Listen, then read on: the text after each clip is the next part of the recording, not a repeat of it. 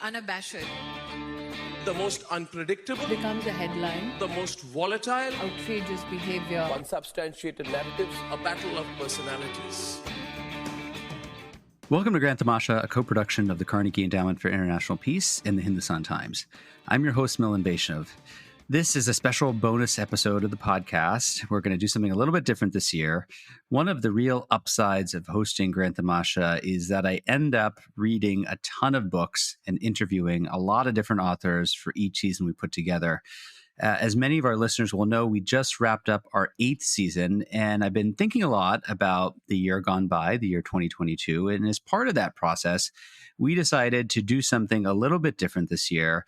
And we have decided to make a list of the top 3 India books of the year based on some of the very own books that we've highlighted on the show this year. This sounds like an easy task, but it's actually really complicated for 2 reasons.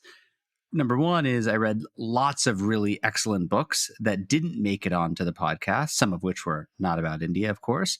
And number 2, there are far too many good books that we did feature that I couldn't include. Having said all that, here in no particular order are our Grand Tamasha top 3 books of 2022.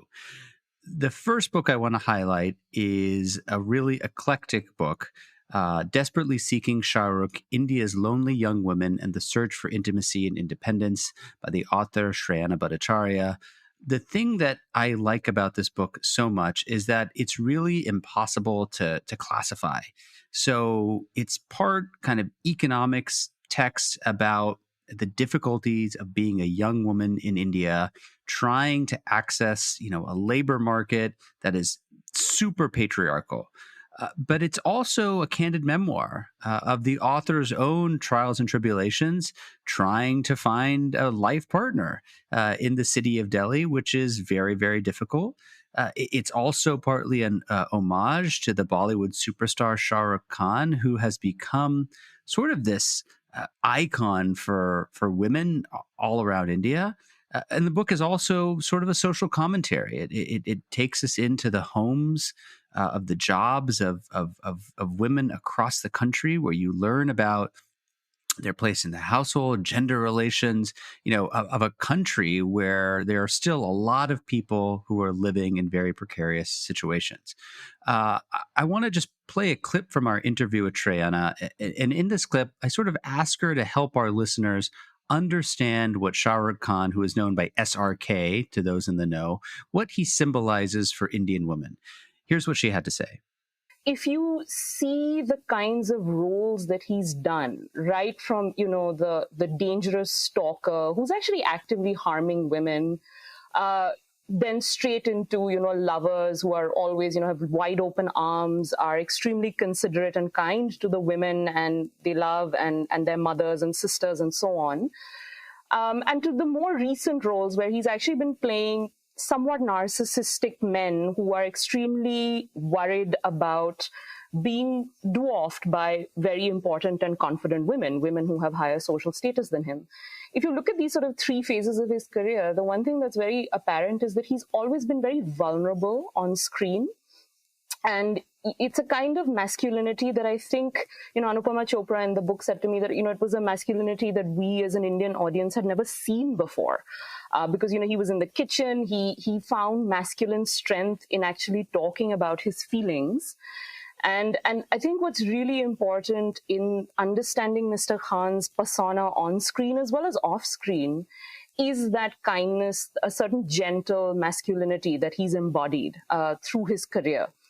And it's very different, Milan, if you contrast that with, say, a Salman Khan or an Amir Khan, because, Salman's icon is one of brash, hyper masculine confidence, like the man who will beat everybody up and is a show of strength in a very traditional stoic way. And Amir's his characters and his icon is one essentially of, what we call the perfectionist. He sort of picks really good roles and great scripts. And I think his icon tends to adhere to very traditional notions of what an actor should be.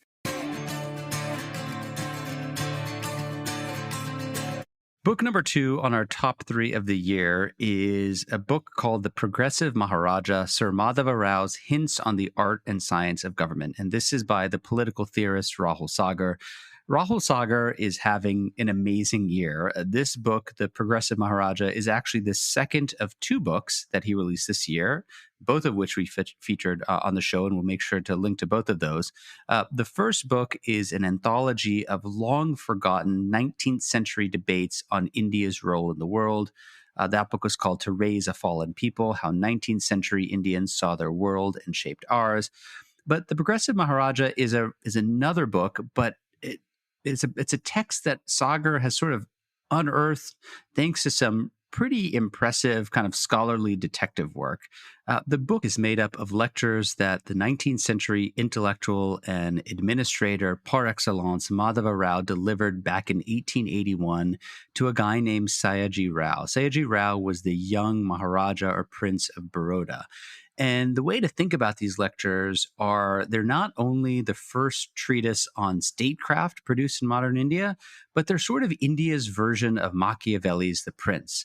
And what Sagar has done is to essentially rescue these lectures from obscurity, edit them, rearrange them, introduce them with a pretty informative, lengthy essay about Madhava Rao the man, as well as the broader context of governance in colonial India.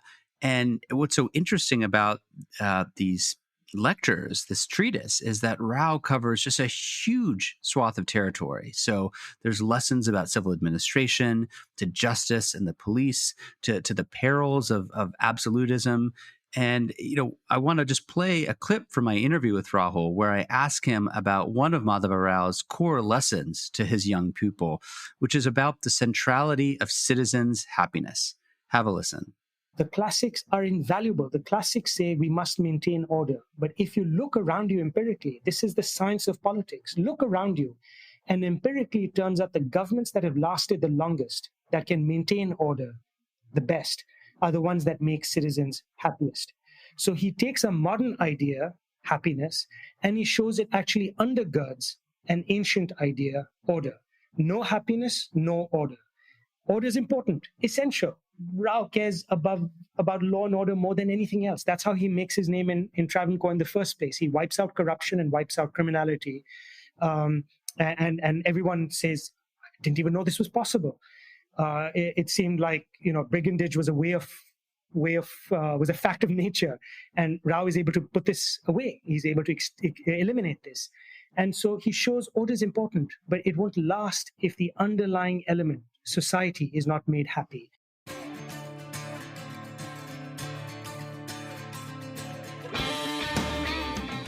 Hey, Grand Tamasha listeners. Thanks for listening to the podcast. Putting this show together each week is a labor of love, but it takes a lot of work to put out a great show every week. If you'd like to support the work we do at Grand Tamasha, please visit ceip.org/donate. Don't forget to subscribe to us on Apple Podcasts, Google Podcasts, Spotify, or on your favorite podcasting platform, so you'll be the first to know when a new episode rolls out. So the third and final book on our Grand Tamasha year-end best-of list is a book called The Newlyweds, Rearranging Marriage in Modern India. It's by the journalist Mansi Choksi. This, like Shrayana Bhattacharya's book and another book that we've talked about on the podcast before, Snigdha Poonam's book, The Dreamers, is really just an amazing piece of reportage. And what Choksi does is to provide a really moving account of what it means to be in love in contemporary India. And she does this by following 3 couples across the heartland of India as they navigate all sorts of socially taboo boundaries, caste, class, religion, traditional gender norms. And what unfolds in the pages that follow is sort of a tale of romance, of endurance, of violence, of spite, occasionally heartbreak. And what I like about this book is that, those of us who are social scientists sometimes have a really hard time bringing readers into the private lives of young people in India. And I think you can learn more about that subject from this book than almost any other that I've read. And one of the real distinct features of this book is the geography. there are so many authors, so many scholars who focus on big city life in India. And Choksi is obsessed with what's really India's equivalent of flyover country, right? So this is part of the country that even most dedicated India watchers, never see. And she's well prepared for this. She's a veteran contributor to publications like Harper's, the New Yorker, the Atlantic. And so all of those reporting chops are on full display throughout this book. In this clip I'm about to play, I ask Mansi whether marrying for love in India today is still considered a taboo. Here's what she had to say. I don't think it's a rebellious act anymore to marry someone you love, but there is, I would say, a certain peace that a lot of people choose in going with the partners that they are assigned. It's almost like a peace in defeat. Whatever you get is now a bonus. So, whenever there's an element of love involved, there's always that idea of self-doubt that, it turned out this way because, I chose what I wanted. Had I gone ahead with the match my family chose for me, they would not, because this would not have happened because they've done it for so many years. That's how happy marriages have lasted for all these generations. So I think it's this idea of self-doubt that comes in when love is involved.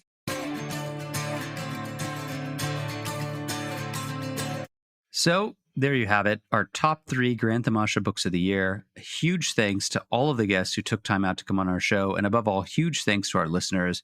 We would not be here were it not for you. To learn more about the books we profiled today or to listen to any of the 150 odd shows in our archive, visit grandtamasha.org. Have a safe and happy holidays and see you in 2023. Grand Tamasha is a co-production of the Carnegie Endowment for International Peace and the Hindustan Times. You can find us on Apple Podcasts, Google Podcasts, Spotify, or wherever you download your podcasts. Be sure to subscribe and leave a review to help others find the show. Tim Martin is our audio engineer, and Cliff Jayapranada is our executive producer. Production assistance comes from Nitya Lab. Thanks for listening, and see you next week.